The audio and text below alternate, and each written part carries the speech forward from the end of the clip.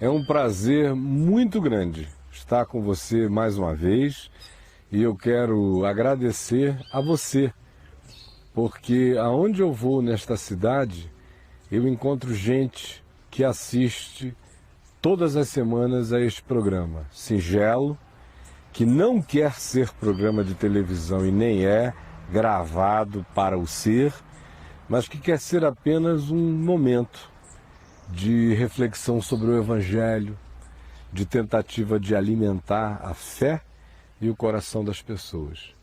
Então, aonde eu vou, eu encontro todo tipo de gente, de pessoas extremamente simples, garis, varredores de rua, que me dizem que assistem o programa sempre. Assim como eu encontro autoridades de todos os níveis do poder constituído assistindo sempre.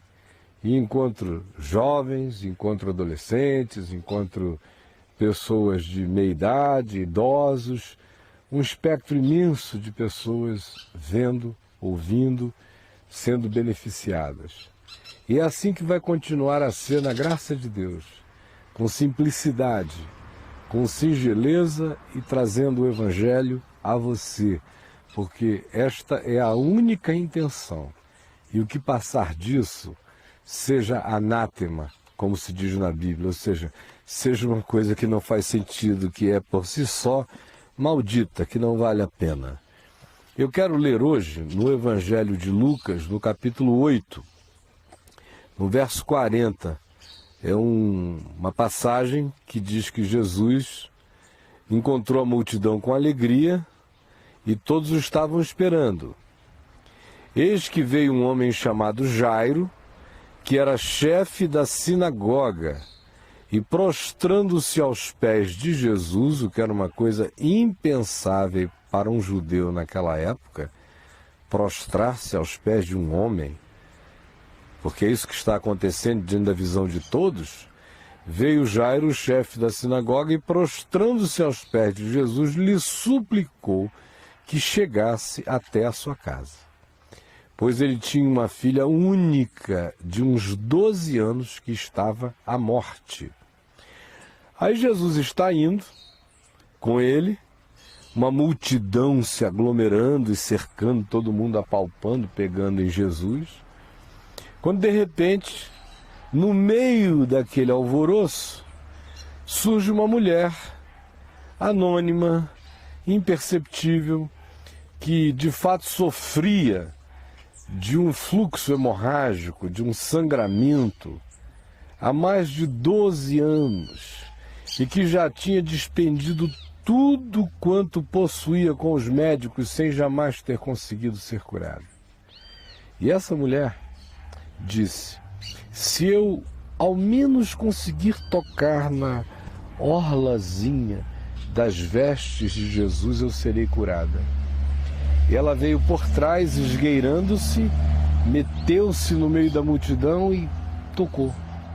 Quando ela puxou, na mesma hora ela sentiu o fluxo hemorrágico dela estancar. Ela que vivia empapada, com lençóis entre as pernas, com toalhas molhadas de sangue, há 12 anos, com todas as implicações desgraçadas de um fluxo sanguíneo desse. Interrompe a conjugalidade, as relações sexuais, o conforto da mulher ir e vir, se torna totalmente anêmica, desprovida de energia, fragilizada. As consequências são aterradoras. Ela tocou, na mesma hora o fluxo parou. E ela ficou tremendo toda. Jesus, sendo apalpado pela multidão que o apertava e o comprimia, parou, olhou em volta e disse: quem me tocou?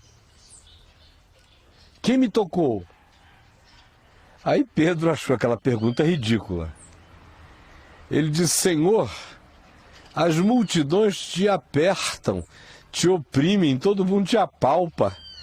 E tu perguntas: quem me tocou? E Jesus disse: porque eu senti que de mim saiu o poder.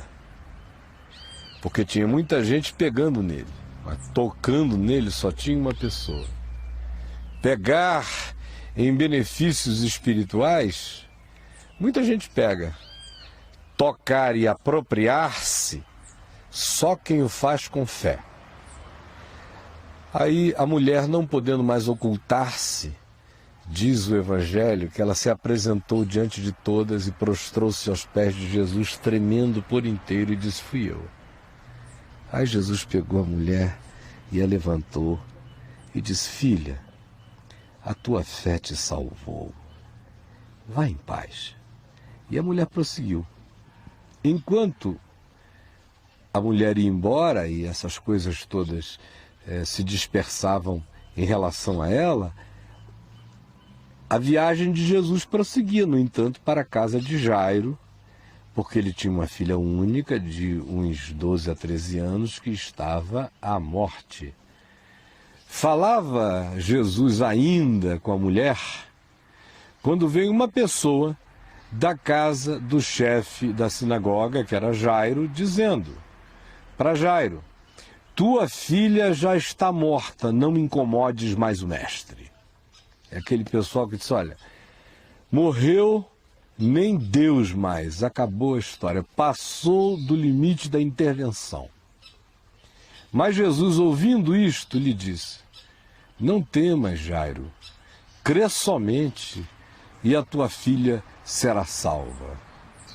Tendo chegado à casa, a ninguém, no entanto, permitiu que entrasse com ele, senão Pedro, João e Tiago, e bem assim o pai e a mãe da menina.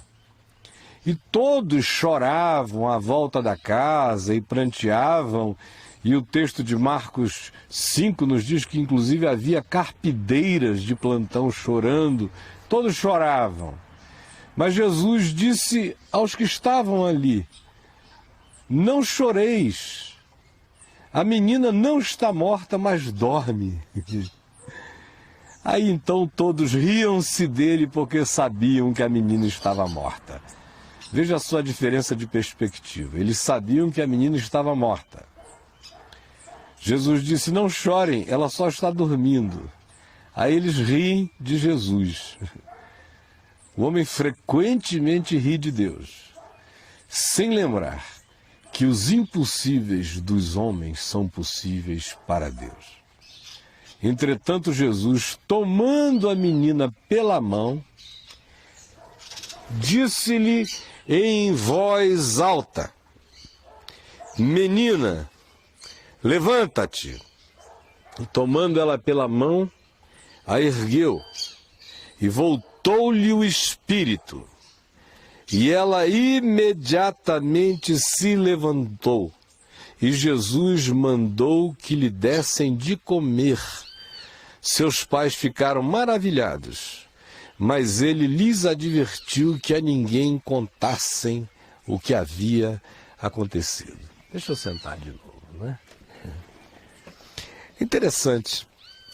Eu poderia falar em qualquer das coisas que foram lidas e milhares de coisas acerca de cada uma delas, porque a riqueza de ensino espiritual é extraordinária. Mas hoje eu quero me ater apenas a um aspecto das milhares de implicações do que aqui está dito e revelado, com consequências práticas para a vida. O que é então aquilo no que eu quero me ater agora, eu quero falar com você? O interessante é que Jesus entra na casa de Jairo, a menina estava morta, o diagnóstico era correto, Jesus, no entanto, não deu a mínima para o fato da menina estar morta, porque ele é a ressurreição e a vida. E aí para ele não tem ninguém morto. Tem gente morta para mim, mas para Jesus só tem gente dormindo. Enquanto Deus não diz morreu, ninguém morreu nem morto. Mas quando Deus diz morreu, aí, meu amigo, ninguém fica vivo nem vivo. Mas enquanto Jesus não disser acabou, não tem nada acabado. Quando ele disser acabou, por mais que esteja em pé, já não é.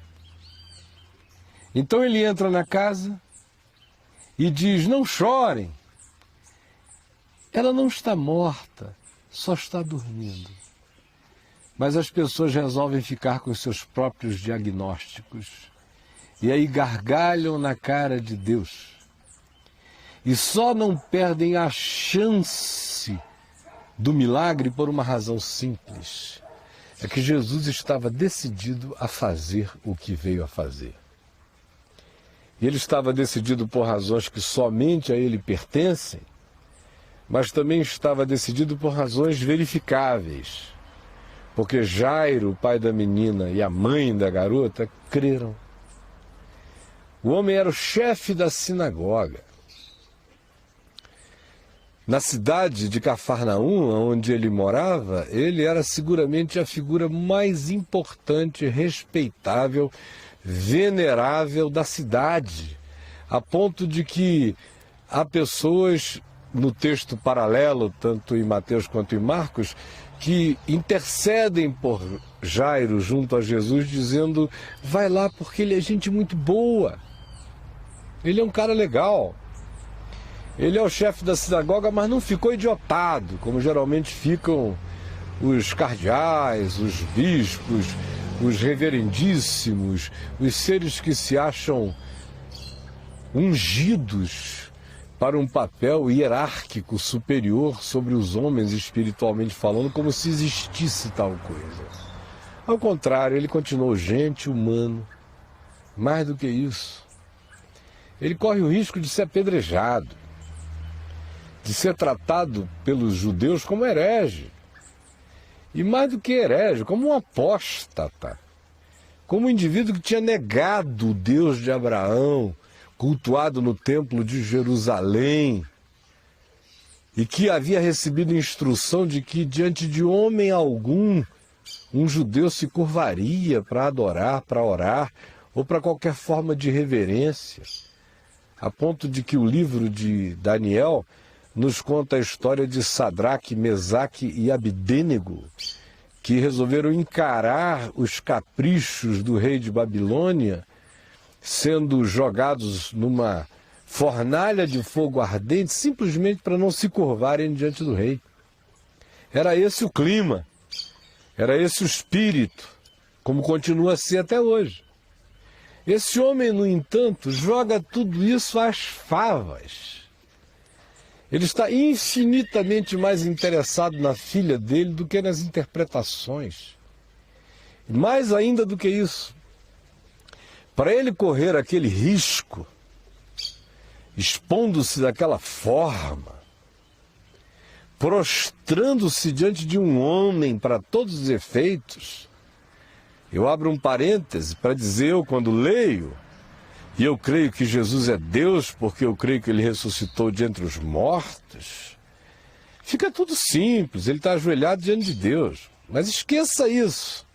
Lá em Cafarnaum, ninguém sabia que Jesus ressuscitaria de entre os mortos. Na melhor das hipóteses, Jesus era um profeta, o maior dos profetas, só isso. E vem um indivíduo e se ajoelha diante dele, como se ele fora Deus. Ora a ele, como se ora a Deus. Pede socorro a ele, como só se pede a Deus. Ora, isso é fé. É fé que chuta qualquer balde, que arranca da cabeça qualquer mitra sacerdotal. Essa aqui, por acaso, não é. Só um bonezinho, eu gosto dos bonés, não tem nada espiritual nisso aqui. É a fé que faz o indivíduo não querer saber o que vão dizer. Por uma razão simples. Aquele homem podia não saber que Jesus era Deus, mas ele sabia que Jesus e Deus andavam numa intimidade tão grande que era a mesma coisa. O fato é que ele faz como faz. E Jesus vai até a casa dele e ressuscita-lhe a filha. Por quê? Como eu disse, por razões que só Jesus tem, e também por causa da explicitude, da objetividade, da clareza simples da fé desse papai, Jairo, que corria qualquer risco para ver a sua filhinha salva da morte. Aí o interessante é que Jesus vai e levanta a menina, com todos aqueles aspectos que durante a leitura eu fiz menção a vocês. E aí, uma vez que a garota está levantada, e o texto de Marcos, equivalente a este, diz que a garota começou logo a andar para todo lado, porque tinha apenas 12 para 13 anos, estava na puberdade, era uma adolescente. Adolescente pode estar morta, mas uma vez que ressuscite dentre os mortos, é adolescente. Brinca como adolescente, tem pulsões de adolescente, movimentos de adolescente, euforias de adolescente, tem tudo de adolescente.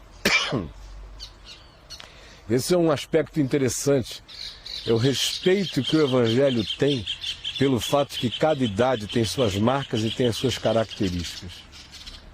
Agora, o que eu quero dizer não é isto. O que eu quero dizer é que Jesus, que ressuscita os mortos, manda dar de comer a quem ele ressuscitou.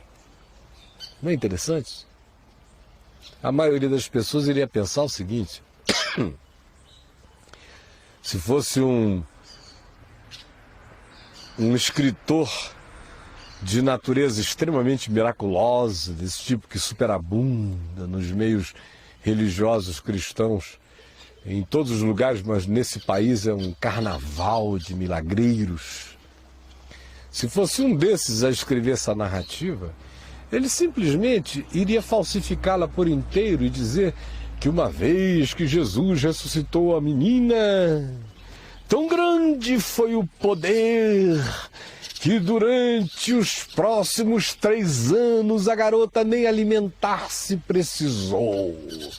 Ela simplesmente de manhã ia para a porta de sua casa ou da sinagoga de Cafarnaum, abria a boca e levantava as mãos para os céus e comia luz e não precisava de mais nada, porque um dia ela havia sido ressuscitada por Jesus. Você já viu esse tipo de exagero em algum lugar? História da religião está cheia dessa maluquice. É por isso que eu não quero nada com fanfarrices religiosas e tudo com a simplicidade do Evangelho. Porque aqui no Evangelho, aquele que ressuscita mortos manda dar de comer. Ou seja, a intervenção da graça especial, miraculosa, sobrenatural, absolutamente divina na sua manifestação, na sua cristalinidade, de um lado,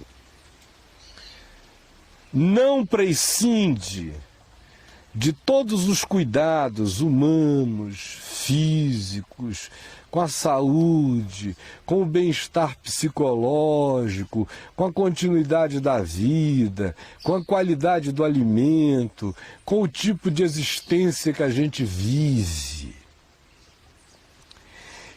Entre milhões de coisas, esta é uma das que muito me fascinam acerca de Jesus. É o realismo dele. É o fato de que ele não brinca com Deus em nada, que ele não tenta Deus em coisa alguma.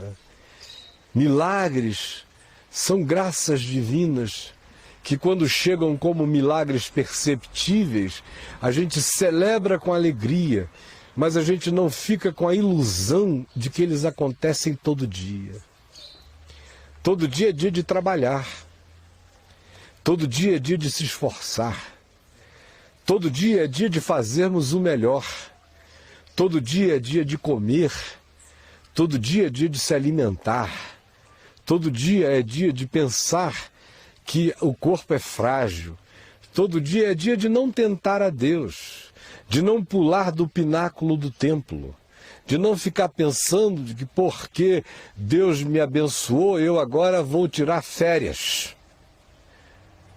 Todo dia é dia de equilibrar a superabundante graça que vem de modo especial de Deus com o cotidiano que é feito de graça, graça de saúde, de esforço, de trabalho, de comida, de inteligência, de diligência, de perseverança, de tudo quanto compete a nós fazer, por uma razão simples. É verdade que se o Senhor não edificar a casa, em vão trabalham os que edificam. É verdade que se o Senhor não guardar a cidade, em vão vigia a sentinela. Mas também é verdade que o Senhor não guarda a casa do pai de família negligente que deixa porta, janela aberta e convite a ladrão. É também verdade que sentinelas desatentas ou pessoas que negligenciam o mínimo de cuidado com a segurança vão ser assaltadas por uma razão simples. O Senhor abençoa aquele que tem fé para crer na bênção de Deus e tem fé para fazer a sua parte na vida. A fé que crê no Deus que ressuscita mortos e que pede socorro e diz: ressuscita minha filha, é a mesma que recebe o mandamento para dar de comer à criança ressuscitada. Por que eu estou falando isso com você? Chega junto, fica aqui. Estou falando isso com você é porque eu encontro todo dia gente que acha que a fé em Jesus é mágica, que Jesus é o Chris Angel, fazendo truquezinhos. E essas pessoas são alimentadas nessa mentira por milhares e milhares de pregadores de engano, fantasia e ilusão. Conclusão: o indivíduo vai, aposta tudo, se arrebenta todo, perde a fé e fica cínico e depois não quer saber de mais nada. O Evangelho de Jesus é exatamente como eu estou anunciando a você. Você entendeu? Aí você diz: poxa, você é presunçoso. Está dizendo que o Evangelho é exatamente como você está anunciando. Olhe bem para mim. Você acha que se eu acreditar, se eu tivesse alguma dúvida acerca do fato de que isto aqui que eu estou anunciando, como eu anuncio, não fosse o Evangelho, eu estaria aqui? Eu passei dessa há muito tempo. Aliás, eu nunca estive nessa. Eu fui pregar na televisão com 18 anos de idade, desde então nunca mais parei. E cobri este país inteiro com milhares de mensagens que abençoaram milhões de pessoas. Em outros países no mundo inteiro, não é porque eu estivesse com vontade de aparecer, não, nunca quis. Nunca procurei nada, nunca fui atrás de nada. Se você me vir em algum lugar é porque me deram, ou me convidaram, ou me chamaram. Eu não sou tatu e nem topeira, e nem tenho vocação para nenhum tipo de manifestação narcisista. Não preciso me ver em lugar nenhum. Eu estou aqui por uma única razão: olhe bem para mim. Eu creio até o talo em tudo que eu estou dizendo. Por isso eu repito, o Evangelho é assim como eu estou anunciando. E uma das verdades dele é esta: aquele que ressuscita os mortos manda você fazer a sua parte. Manda você ir à luta, manda você trabalhar, confiando, tendo fé, crendo na ressurreição, tomando posse da presença de Deus, mas fazendo o que lhe compete fazer. Do contrário, não fique se queixando e dizendo: ai, eu fui na corrente, eu fiz tudo que mandaram e não aconteceu nada. Ore e trabalhe, creia e haja, confie e faça a sua parte. É assim que é. O que não for assim é mentira.